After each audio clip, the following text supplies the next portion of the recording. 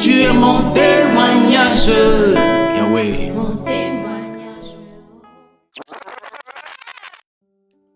Shalom, shalom à tous frères et sœurs. Voilà, nous sommes à Creil, dans l'Oise, pour justement assister au témoignage de notre sœur. Je vais la laisser se présenter, ma sœur. À toi la parole. Bonjour, shalom à tous. Je me présente, je m'appelle Evelyne Camara, j'ai 20 ans et je suis une ancienne musulmane et j'ai rencontré Yeshua Mashiach. Très bien, à toi la parole, Evelyne, on te laisse raconter. Dis-nous tout, qu'est-ce qui s'est passé? Comment le Seigneur Yeshua t'a tiré du monde de l'islam? D'accord. Alors, premièrement, moi je suis née d'une mère chrétienne orthodoxe et d'un père musulman. Donc, je suis née de cette union. Et j'avais un rapport avec la religion. Je savais juste qu'il fallait que je croie en Dieu. Mes parents ne m'ont jamais mis la pression de choisir une religion ou quoi. Mais je pense qu'instantanément, au fond de moi, je me suis dit qu'il fallait que je fasse un choix. Mon père n'était pas pratiquant au moment de ma naissance. Donc, ma mère, elle m'a directement initiée dans la religion chrétienne. Donc, très jeune, j'avais peut-être 9 ou 10 ans, j'ai été baptisée. Oui, j'ai été baptisée. Moi ainsi que mes frères et sœurs. Et en fait, j'allais à l'église, mais je pense que j'allais à l'église pour aller à l'église. Je suivais les pas de ma mère, mais j'avais pas vraiment rencontré le Seigneur. Et voilà. Ensuite, plus le temps passait, j'ai commencé à grandir, à aller au collège, etc. Et on me posait souvent la question, t'es de quelle religion, etc. Au début, je disais que c'était chrétienne. Et après, je disais, oui, ma mère, elle est chrétienne, mon père, il est musulman. Et voilà, il y avait beaucoup de gens me posaient beaucoup de questions autour de ça et je répondais. Ensuite, en grandissant, du coup, mon père, il a commencé à repratiquer la religion musulmane donc en 2019.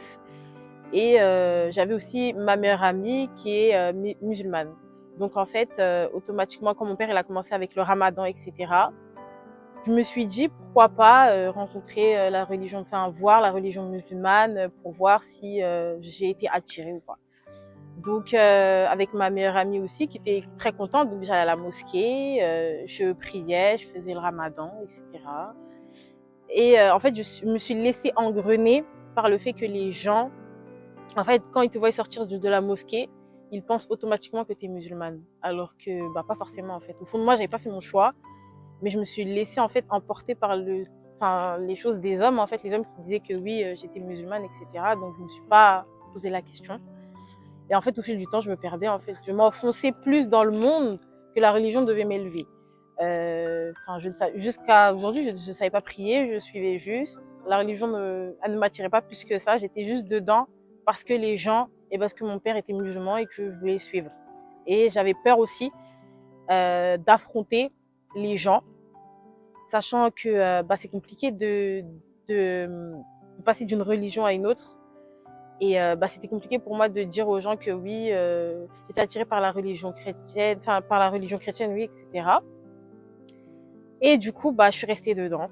Et au fil du temps, en fait, j'ai fait que de sombrer, en fait. Niveau santé, niveau école, niveau bêtises, j'ai fait énormément de bêtises. J'étais dans la publicité, j'étais très insolente, j'avais un mal-être, j'étais très mal. Et voilà. Du coup, durant le Ramadan 2019, 2020 ou 2021, j'ai plus trop les dates précises. En fait, je me suis rendu compte que j'étais vraiment mal dans ma vie, j'étais pas très bien. Comme j'ai dit, niveau scolaire, niveau école, niveau santé, niveau tout, c'était plus trop ça. Donc, j'ai commencé à être mal, à pleurer, à être dans une mini dépression. Et voilà. C'était un moment, je trouve dans la génération où il y a beaucoup de gens beaucoup de jeunes qui commençaient à s'intéresser au Christ, surtout d'anciens musulmans qui faisaient leur témoignage à s'intéresser au Christ, etc. Comment ils ont rencontré Jésus. Donc à ce moment-là, je tombe dessus sur les réseaux sociaux, sur une vidéo. Et en fait, la personne sur la vidéo, elle dit que elle s'est mise au sol et elle a prié pour qu'un Dieu lui réponde. Et je me suis sentie concernée parce qu'à cette période-là, je l'ai pas précisé, j'étais j'étais athée en fait, parce que j'étais dans une religion mais je n'y croyais pas. J'avais peur de rien, de personne. Je faisais comme je voulais. Et du coup, je me suis mis au sol et j'ai prié, j'ai imploré pour qu'un Seigneur, un Dieu puisse me répondre, pour me sortir de ce désespoir, de ce mal-être. Et quand j'ai fini de prier, c'était une prière très courte. Et je suis partie dormir. Le lendemain, dans la nuit du coup qui a suivi, le Seigneur, en fait, j'ai fait un rêve, un songe, où c'était un point de vue omniprésent. En fait, c'est comme si je me voyais moi de haut, et j'étais assise, j'étais paisible, et j'avais une Bible dans la main. J'étais habillée en blanc, j'avais une Bible dans la main, et j'étais vraiment apaisée. Je me suis réveillée, et généralement, je me souviens pas de mes rêves, mais lui, il m'a vraiment marqué. Donc la première chose que j'ai faite, c'est écrire ce rêve dans mes notes. Et j'en ai parlé à mon ancienne meilleure amie, une autre copine à moi que j'avais, et je lui ai dit en gros que j'ai fait un rêve, etc. Et que je lui ai expliqué la situation, que j'ai vu un rêve où je lisais la Bible, où j'étais bien, etc. Et tout. Du coup, elle m'a dit oui, prends une Bible, essaye de lire, etc. Elle m'a aussi expliqué que c'est un choix important. Si tu souhaites te convertir, essaye de rencontrer Jésus-Christ. Mais pour moi, à ce moment-là, j'avais déjà ma réponse. Donc après, à ce moment-là, petit à petit, j'ai parlé un peu aux chrétiens de mon entourage. J'en avais peu, mais je parlais de ce qui m'était arrivé en fait. Et Dieu m'a répondu.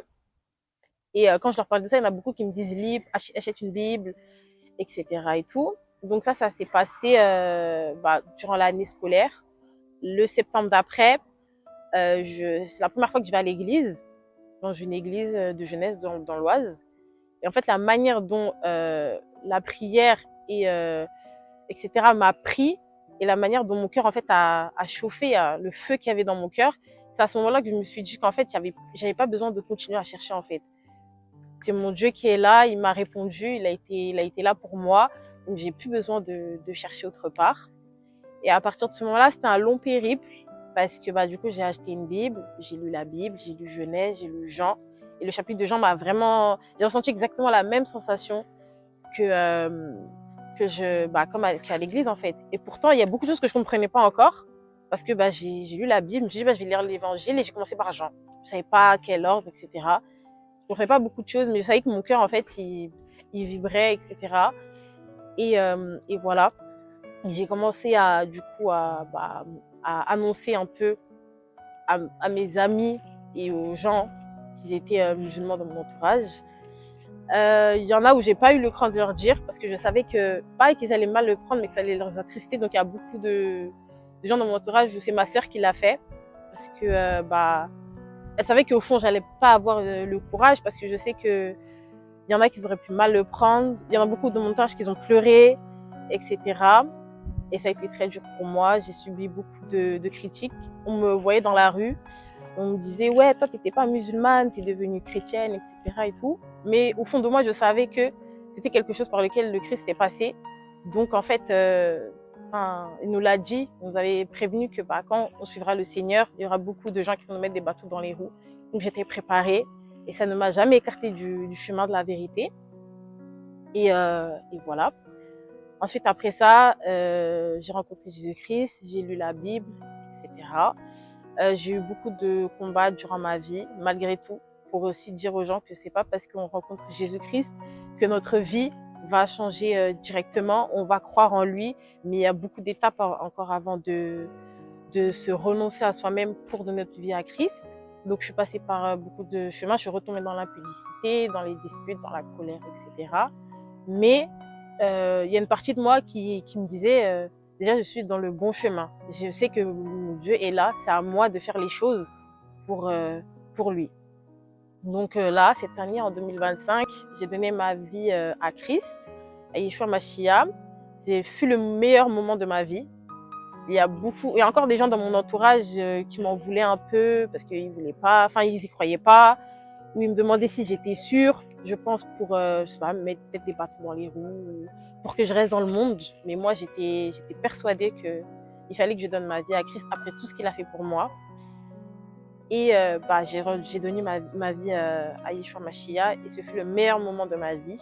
Je ne regretterai, je pense, jamais. Après le baptême, ma vie a été beaucoup mieux. Je sens beaucoup plus la présence du Saint-Esprit, j'ai beaucoup plus de discernement, etc. Tu nous as fait part du fait que ta maman était orthodoxe. Oui. Et du coup, on aimerait savoir pourquoi ne t'es-tu pas redirigé du coup vers cette religion?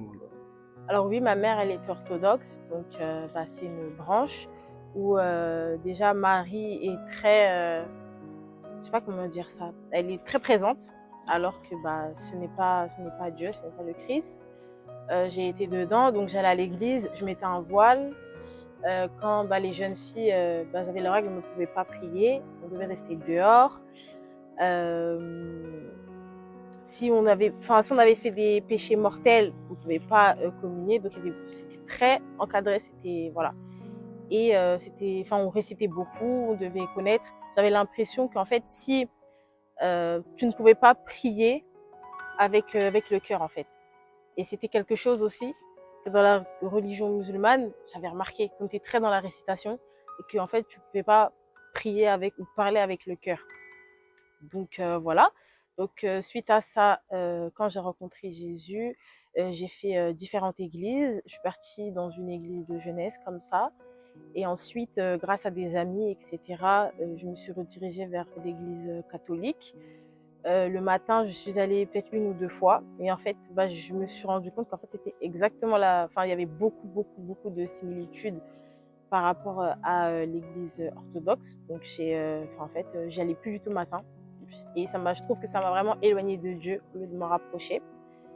Et après ça, j'allais à l'église l'après-midi parce qu'après-midi, il y avait des temps de louange où je pouvais vraiment prier avec le cœur. Donc, j'y allais l'après-midi. Et plus le temps passait, et plus je me suis dit qu'en fait, il serait peut-être temps de me baptiser parce que Dieu a fait beaucoup pour moi. Et il serait temps, en fait, de lui donner ma vie, en fait. Donc, voilà. Donc, j'ai décidé de poser des questions aux gens de l'église catholique qui s'occupaient du baptême. Déjà, il y avait un premier problème, c'est que quand j'ouvrais ma Bible et que je voyais le baptême de Jésus, Jésus a été immersé dans l'eau. Et eux, leur baptême, c'est que sur la tête. Donc déjà, ça, c'est un premier problème qui me freinait un peu. Et aussi le fait que les gens dans l'église étaient très aimants et ils voulaient vraiment qu'on se baptise, etc. et tout. Et en fait, le fait de me dire que je peux pas me baptiser dans leur église, il faut que je trouve un autre... Enfin, si je me baptise dans leur église, ça va pas être un baptême que moi je veux. Donc j'avais beaucoup de questions. Et quand j'avais posé la question, ils m'ont dit que oui, on peut se faire baptiser, on peut t'immerger dans l'eau, mais faut une préparation de 6 mois. Et moi, ça m'a bloquée parce qu'en fait, je me suis dit, mais comment ça, une préparation de 6 mois? Sachant que dans la Bible, le Seigneur, il dit que on doit d'abord se baptiser, ensuite on doit s'enseigner ou apprendre, etc. C'est pas l'inverse. Donc, ça m'a posé beaucoup de problèmes. Et j'étais aussi ménagée par la culpabilité, le fait d'aller voir ailleurs, alors que c'est cette église qui m'a accueillie. J'ai fait mon témoignage là-bas, j'étais coincée en fait. Après ça, par la grâce de Dieu, Enda m'a parlé de TV de vie, du coup. Donc, au début, j'étais un peu mitigée, je ne savais pas trop. Et je me suis lancée. Et du coup, la première fois, je suis partie, on a prié, etc. Et en fait, je me suis rendu compte que là, je pouvais vraiment poser les questions que j'avais. Je n'allais pas me faire juger. On n'allait pas me faire taire. On va pas me dire, tu dois faire ça comme ça, tu dois faire ça comme ça. J'étais libre.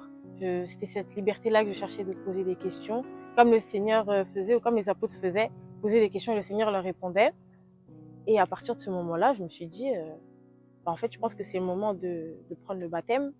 Donc, 2-3 semaines après, je me suis baptisée. Avant mon baptême, j'ai vécu 1 ou 2 jours avant. En fait, j'étais sûre de moi, mais 1 ou 2 jours avant, en fait, c'était les attaques du diable. En fait, j'avais des phrases comme si, en fait, j'étais moins que rien. T'es sûr? Tu veux pas rester dans le monde? Il y a des choses que tu pourras pas faire. On m'a beaucoup parlé de la vie après le baptême. C'était hyper compliqué, que tu vas retomber, que j'avais pas les épaules pour. Pourquoi Dieu, il veut que je me baptise? Pourquoi je dois lui donner ma vie, etc. J'étais passée par ça. Et ce jour-là, en fait, j'étais éteinte. J'ai plus de joie. J'étais beaucoup dans la réflexion. J'avais plus envie. Je réfléchissais beaucoup.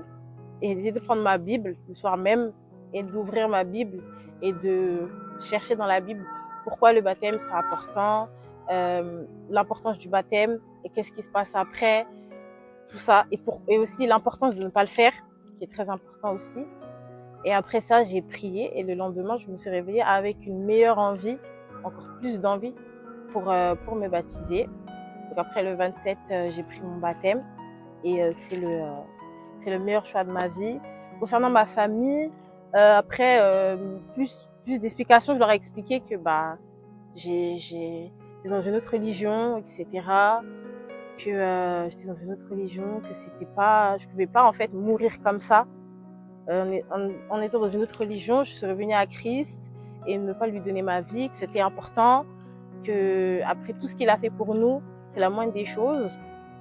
Certains m'ont compris, d'autres non, mais je leur en veux pas. Et voilà. Amen. Amen. Merci Seigneur. Et maintenant, tu retrouves pleinement ta liberté, comme tu l'as dit. Exactement. Donc, non pas dans un bâtiment spécifique ou voilà, dans une religion spécifique. Comment tu définirais du coup cela, si ce n'est pas une religion? Moi, je trouve que c'est plus une relation parce qu'il y a énormément de frères et sœurs avec nous qui nous aident.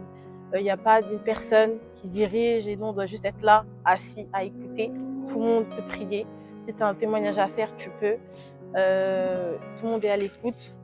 Tout le monde est content pour toi, t'aide, te relève quand tu tombes. Et je trouve ça vraiment beau et admirable. Et pour moi, c'est ça la vraie définition de l'Église. Ce n'est pas une personne qui dirige. Ce n'est pas une personne où tu dois écouter et ne rien dire. Tu as la liberté de poser toutes les questions que tu veux et tu ne seras jamais jugé ou protégé. Je rends grâce au Seigneur et voilà. Amen. Et je pense que c'est magnifique. Merci Seigneur. Et tu as dit quelque chose d'important. Tu as dit en gros que quand le Seigneur Jésus, donc Yeshua, vient dans notre vie, il change pas tout de suite. C'est un processus. Et voilà, donc c'est une vie de renoncement du coup. Tu es d'accord avec ça?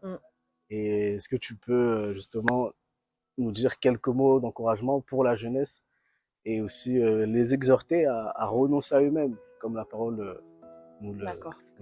Pour les jeunes, donnez votre vie à Christ. On peut très bien être jeune et suivre le Christ. Il n'y a pas d'entre-deux. Être dans le monde, ça n'apporte rien de bon. Il n'y a que des problèmes, etc. Alors que quand tu donnes ta vie à Christ, tu as la paix véritable. Laissez vos vies, parce que ce monde n'est rien. La vie après la mort est réelle. Et je vous souhaite à tous de rencontrer le Seigneur parce qu'il est bon. Et voilà.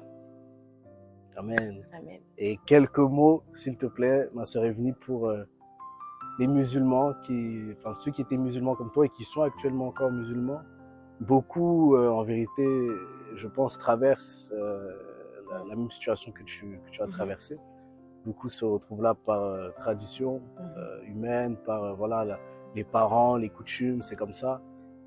Qu'est-ce que tu pourrais dire justement, parce qu'on le croit par la foi que beaucoup de musulmans vont tomber sur ce témoignage-là.